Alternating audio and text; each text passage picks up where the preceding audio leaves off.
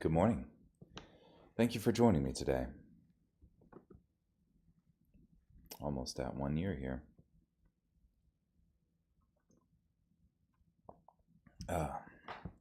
This morning we'll be in Isaiah chapter 33, verse 13, through chapter 36, verse 22.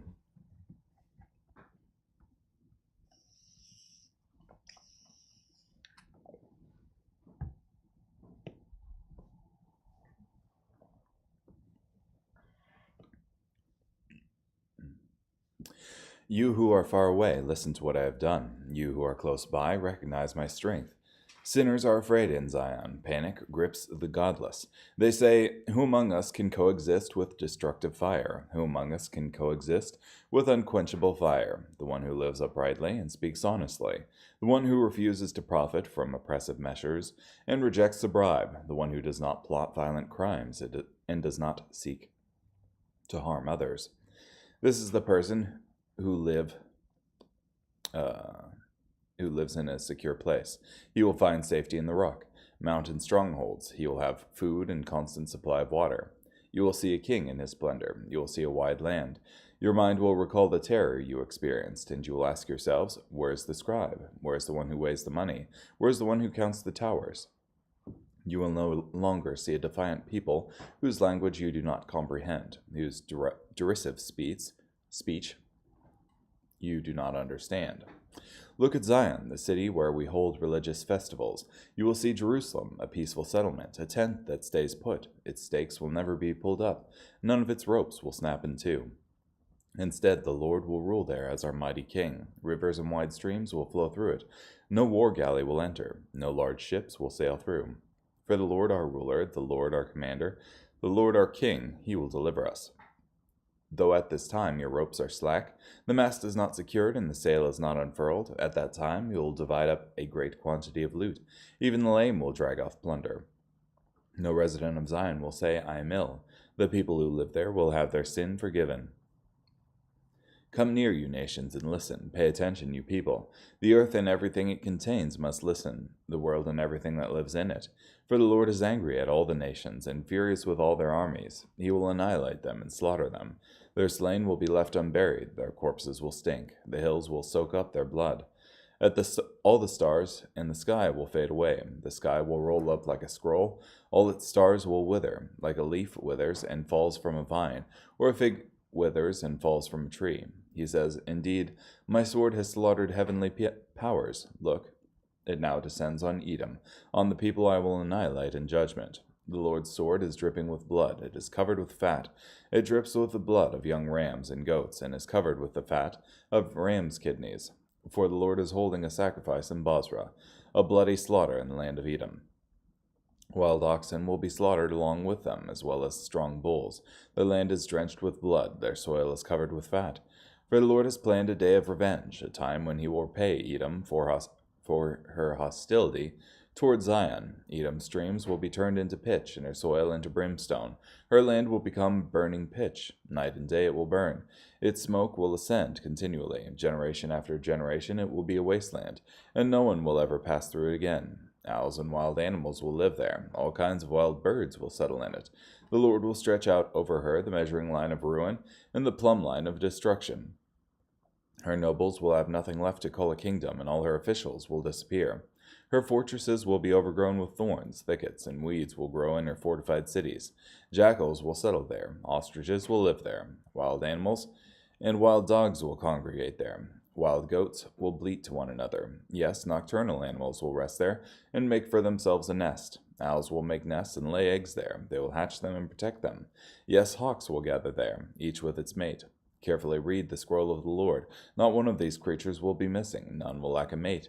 For the Lord has issued the decree, and his own spirit gathers them. He assigns them their allotment.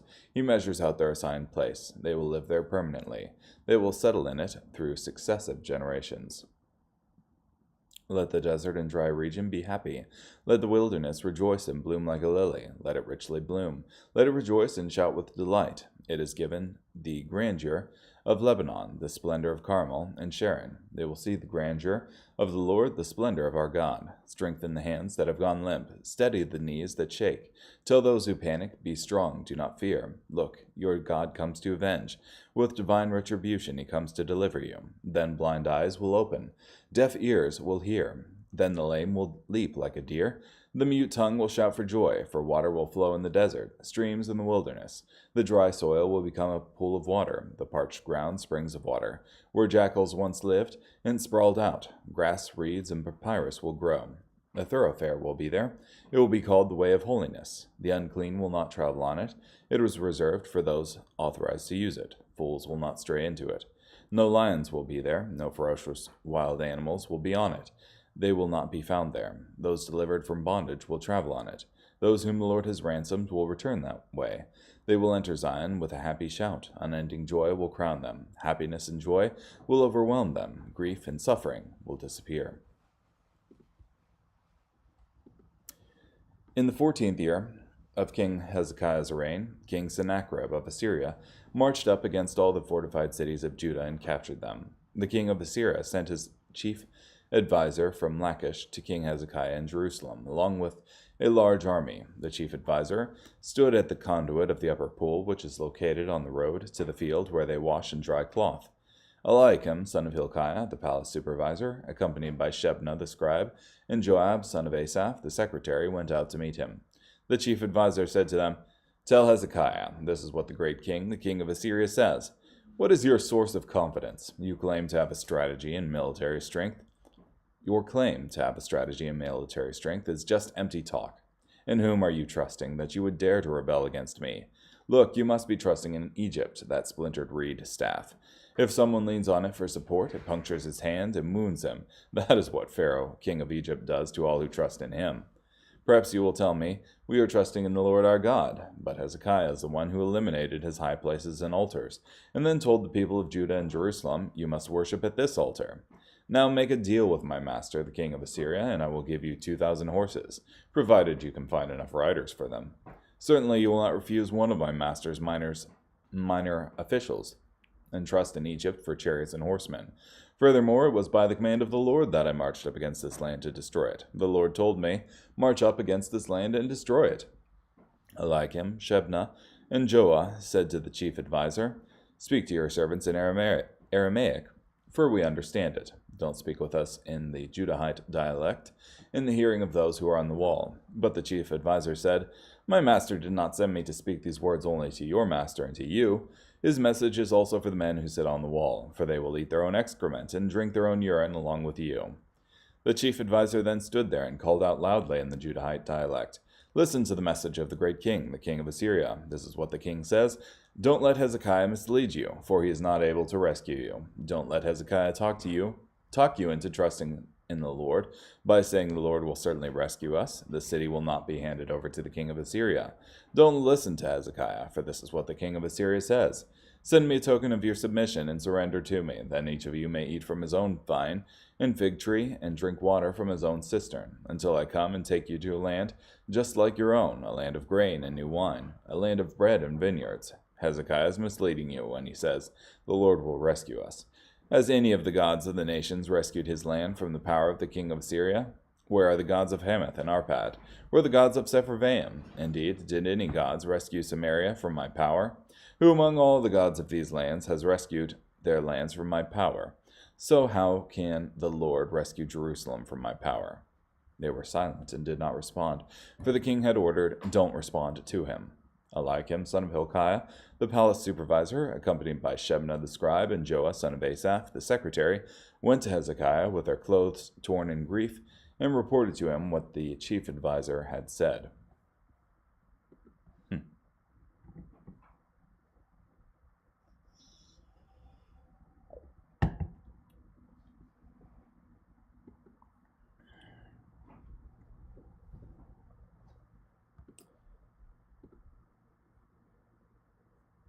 So, you've got more wrath and judgment proclaimed.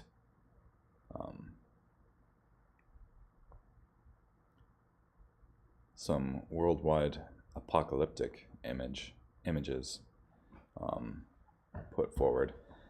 Like in Isaiah 34:4, all the stars in the sky will fade away, the sky will roll up like a scroll, and all its stars will wither like a leaf withers and falls from a vine, or a fig withers and falls from a tree.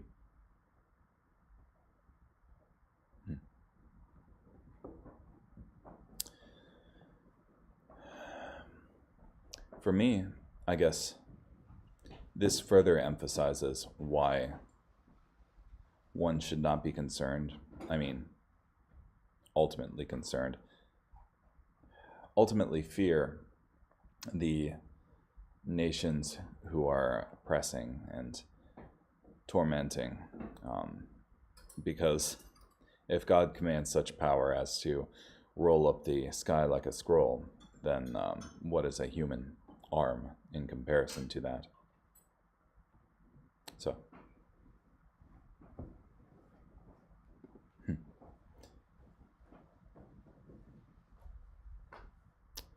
also prophecy for Zion's happy future.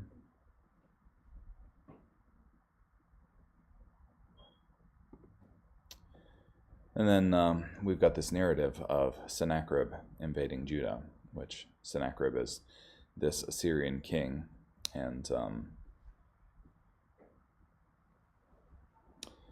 he's invading Judah, where King Hezekiah is currently reigning. And Hezekiah was a just and good king for the most part, and tried to lead the people to worship the Lord, and Sennacherib misunderstands this, and oh goodness.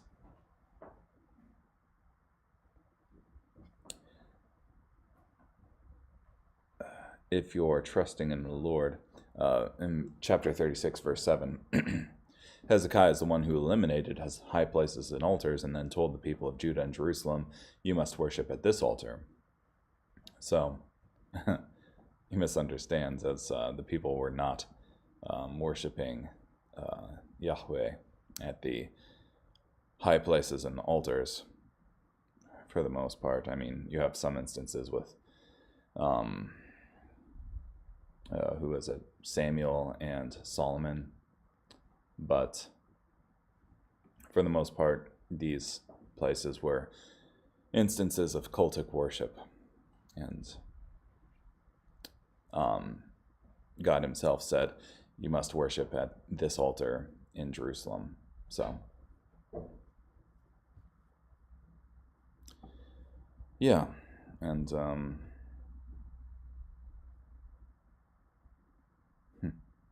it's funny, the different sorts of messages that are being put forward. Like, I guess just juxtaposing Hezekiah's encounter here with the encounter of, I think, Ahab and Jehoshaphat, where in that particular instance with Ahab, all the prophets were saying, oh, go up and succeed against Ramoth Gilead, and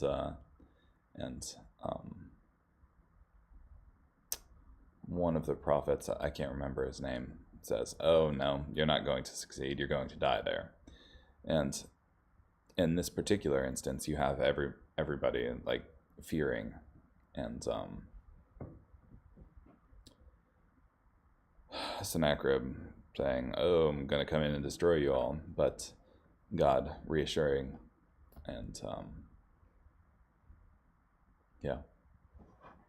I think the important thing is faith. So, carrying on, Galatians chapter 5, verse 13 through 26. For you were called to freedom, brothers and sisters. Only do not use your freedom as an opportunity to indulge your flesh, but through love serve one another. For the whole law can be summed up in a single commandment. Namely, you must love your neighbor as yourself. However, if you continually bite and devour one another, beware that you are not consumed by one another. But I say, live by the Spirit, and you will not carry out the desires of the flesh. For the flesh has desires that are opposed to the Spirit, and the Spirit has desires that are opposed to the flesh. For these are in opposition to each other, so that you cannot do what you want.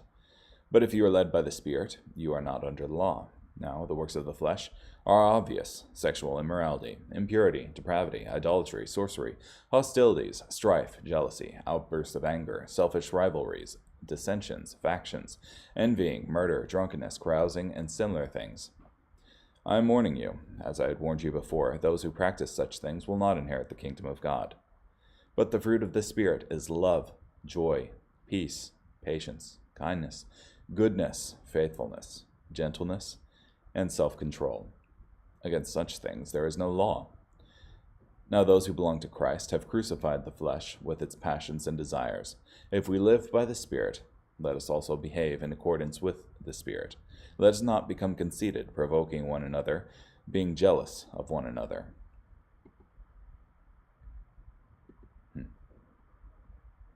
The flesh and the Spirit are thus contrasted here with each other.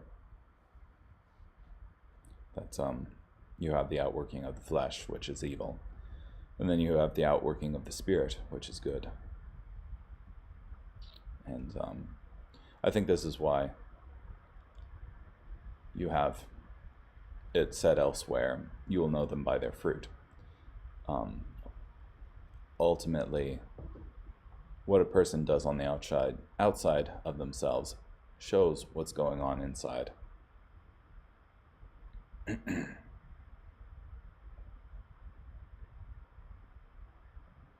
Yeah. 5:13 is very good. For you were called to freedom, brothers and sisters. Only don't use your freedom as an opportunity to indulge your flesh, but through love serve one another. And that's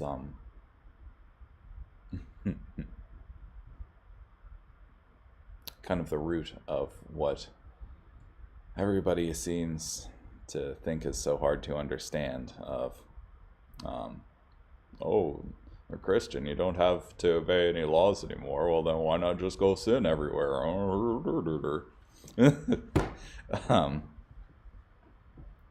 We have freedom, but we shouldn't use it to indulge your flesh, but through love serve one another. That's the message. You must love your neighbor as yourself. Okay, carrying on. Psalm 64, verses 1 through 10. Listen to me, O God, as I offer my lament. Protect my life from the enemy's terrifying attacks. Hide me from the plots of evil men, from the crowd of evildoers. They sharpen their tongues like a sword. They aim their arrow, a slanderous charge, in order to shoot down the innocent in secluded places. They shoot at him suddenly and are unafraid of retaliation. They encourage one another to carry out their evil deed. They plan how to hide snares, and boast who will see them. They devise unjust schemes. They disguise a well-conceived plot. Man's inner thoughts cannot be discovered, but God will shoot at them. Suddenly they will be wounded by an arrow. Their slander will bring about their demise. All who see them will shudder, and all people will fear. They will proclaim what God has done and reflect on his deeds. The godly will rejoice in the Lord and take shelter in him. All the morally upright will boast. And finally, Proverbs 23:23. Acquire truth and do not sell it, wisdom and discipline and understanding. Yeah, and I don't think this is saying to avoid being a teacher. Rather, it's avoid giving up the truth. So, cool. Well, thank you so much for joining me today. Hope you have a great day.